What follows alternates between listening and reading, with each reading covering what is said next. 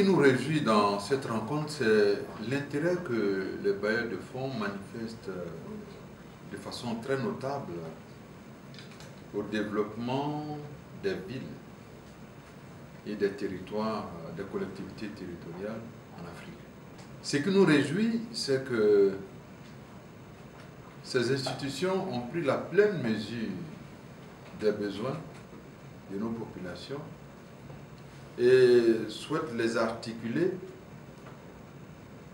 autour de modes d'intervention en matière de financement, en matière institutionnelle et en matière de méthodologie qui favorisent des solutions les plus adaptées.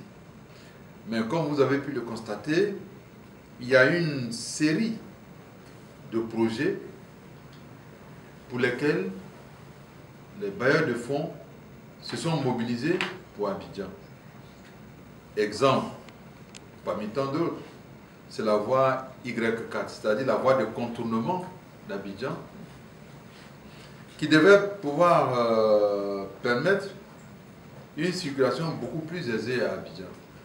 Un autre exemple, c'est l'aménagement des carrefours sur le boulevard Mitterrand.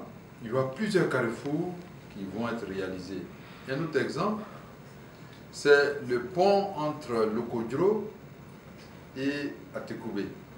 Avec la BAC et la BAD de la Banque mondiale, nous avons plusieurs projets qui sont en cours, c'est ce que je disais tout à l'heure. Les projets que je viens de citer sont des projets que la BAD et la Banque mondiale financent pour la Côte d'Ivoire. Alors, ce qu'il faut noter aussi, c'est que leur volonté de nous accompagner est réelle.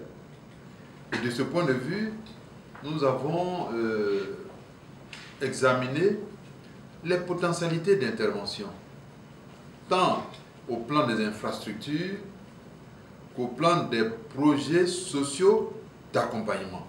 Ce qui est extraordinaire, c'est que les deux institutions envisagent de conduire, comme ils en ont l'habitude, des projets intégrés.